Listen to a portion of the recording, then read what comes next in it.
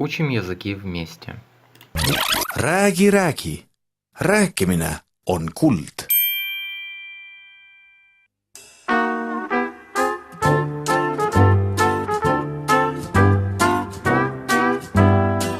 Золотые слова. Послушайте, пожалуйста, слова и фразы, которые помогут вам лучше понять диалог, где Алекс звонит Марике и приглашает ее погулять по городу и зайти поесть мороженого. Ettepanek. Предложение. Saame kokku. Встретимся. Tulen sulle järgi. Заеду за тобой. Зайду за тобой. Valmis sättima. Готовиться. Tihtipeale. Частенько. Väga liigutav. Очень трогательно. Üllatus. Сюрприз. Läks meelest ära. Забылась.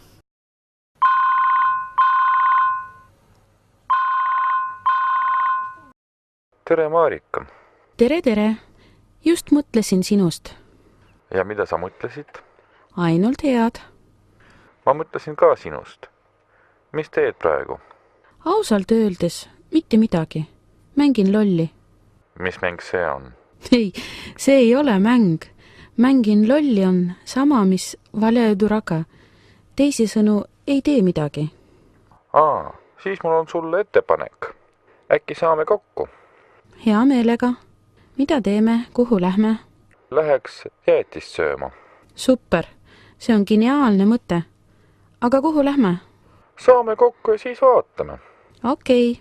Tulen siis sinu juurde ja helistan alt. Tahtsid öelda, et tuled mulle järgi?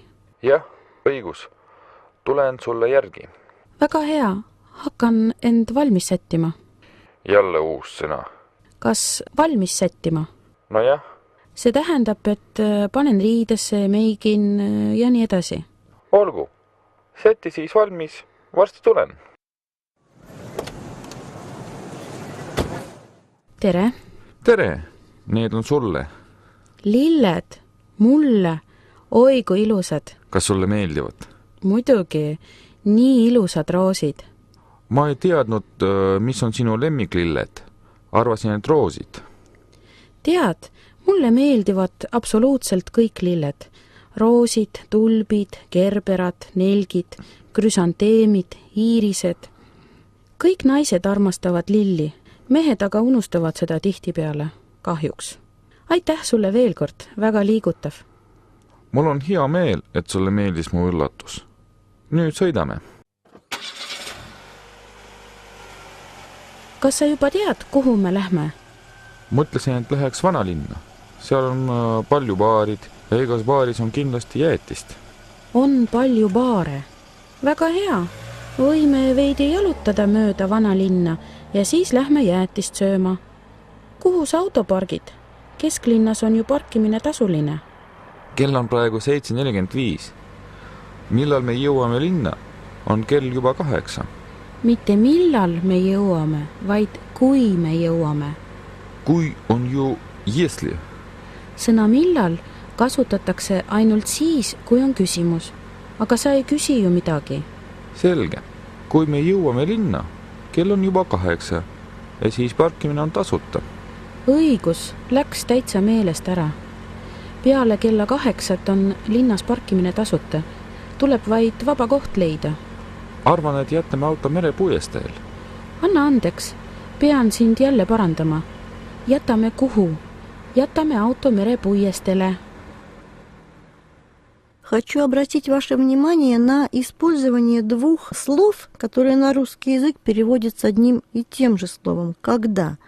Это вопросительное слово «миллал» и условное «куй».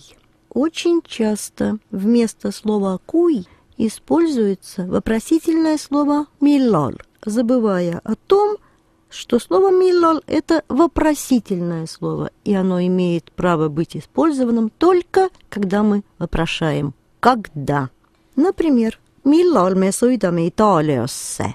Когда мы поедем в Италию? Kui ostame piletid? Когда купим билеты? Итак, обращаю ваше внимание на то, что нельзя использовать слово «куй» в вопросительном предложении. В вопросительном предложении уместно спросить «миллал».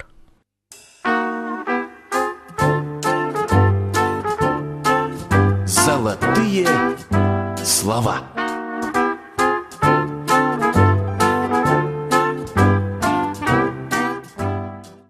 Послушайте слова и фразы для лучшего понимания второй части диалога, где Алекс и Марика гуляют по городу, а потом заходят в бар, чтобы поесть мороженого. Они долго выбирают, что бы они хотели. Veedavad aega, Проводят время. kasutada, Использовать. moodustada, Образовывать. ära muretse, Не волнуйся. Не беспокойся. õppimisviis, Способ обучения. eelrood, Закуски. praed, Вторые блюда. lisandid, Гарниры. joogid, Напитки. magustoidud, Десерт. sobima. Подходить. Годится. Oi, kui ilus ilm on täna. Nii tore, et sa mind välja kutsusid. tõesti hea. Praegu on õhtu, aga inimesi on linnas väga palju. Vanalinnas on alati palju inimesi. Tallinlasi, linnakülalisi, turiste, noori. Paljud noored veedavad aega linnas. Mulle meeldib südalinn. Siin keerleb elu alati. Jah, aga meie rajoonis on õhtul vaikne. Õismäel ei ole õhtuti inimesi üldse näha. Ainult emad lastega ja koerad peremeestega. Õismäe rahvas läheb hommikul tööle ja õhtul tuleb koju. Väga vähesed jalutavad seal. Seepärast nimetavad Õismäed magamisrajooniks. Nimetatakse. See on päris raske sõna. Nimetatakse. Jah, aga õige on öelda, nimetatakse Õismäed magalaks. Räägitakse, nimetatakse, ehitatakse. See on ju nii raske. Ei ole üldse, eriti kui tead, millal kasutada ja kuidas moodustada see grammatiline vorm. Vene keel ei ole ka päris kerge õppijale. Sa pole lihtsalt kunagi sellest mõelnud. Sul on õigus. Ma õpin eesti keelt juba nii kaua, aga iga kord tuleb midagi uut ja huvitavat. Inimene õpib eluaeg. Ära muretse. Kõige parem õppimisviis on praktika. Võib-olla lähme siia. Arvan, et siin on jäätist. Lähme vaatame. Näe, menüü. Vaata, mis siin on. Eelrood, salatid, supid, praed, lisandid, joogid, magustoidud. Nii, koogid, tordid, ahaa, jäätised. Jäätis puuviljadega, šokolaadijäätis ahvlitega, jäätisevaalik siirupiga, vaniljejäätis marjadega, jäätis ahvatlus. Mis on ahvatlus? Ahvatlus on sablazn. Huvitav. Kuidas see jäätis välja näeb? Küsi kelneri käest. Ta ütles, et see on koorejäätis siirupiga, puuviljadega ja vohukoorega. Ütles, et on väga maitsev. Õige on öelda jäätis siirupi, puuviljade ja vahukoorega. See peaks küll väga hea olema. Ma võtaks selle. Võtan siis 2 ahvatlust. Kas kohvi tahad? Tahan küll. Mis kohvi nad pakuvad? Kannukohv, masinakohv, espresso, cappuccino, latte, kohvana Tallinaga. Kas tahad likööriga? See on väga maitsev. Tean, pole ammu sellist joonud. Jäätise kõrvale peaks see hästi sobima. Kas sina ka võtad kohvi likööriga? Ei, olen ju rooli taga. Rooli taga sa küll ei ole. Oled roolis. Mida sa siis võtad? Võtan kannukohvi suhkruga, kuid kooreta. See tähendab must kannukohv suhkruta. Tooge palun 2 jäätist ahvatlus, 1 kohv vana Tallinaga ja 1 must kannukohv suhkruta.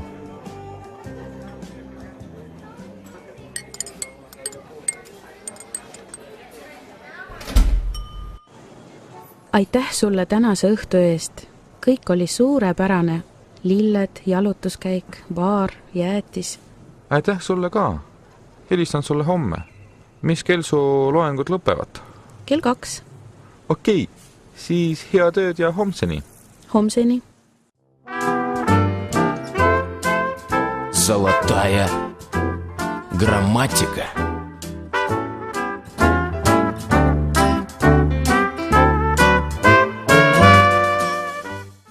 Сегодня я расскажу о 3 падежах. Они объединены одним названием, их называют «väliskoha käänded» – падежи внешнего места нахождения. 7-й по счету падеж имеет эстонское окончание «ле», что переводится на русский язык предлогом «на» с вопросом «куда». Lauale – на стол, seinale – на стену, тренингуле – на тренировку, tänavale – на улицу. У окончания «ле» есть еще один смысл, но уже без предлога. Он отвечает на вопрос «кому?» Saatsin kaardi emale, sõbrale, temale. Послала открытку маме, другу, ей. 8-й падеж и окончание «эль» переводится на русский язык 2 предлогами. Первый из них предлог «на» с вопросом «где?» Laual, тренингуль, tänaval. На столе, на тренировке, на улице. Второй предлог «у». Эмал, sõbral, temal. У мамы, у друга, у него, у нее. И последний из этой тройки падеж с окончанием «лт», «лт» переводится на русский язык предлогом «с». Laualt, тренингульт, seinalt. Со стола, с тренировки, со стены. И второе значение – предлог «от», в смысле «от кого». Sain kingituse emalt, sõbralt, temalt. Получил подарок от мамы, от друга, от него или нее.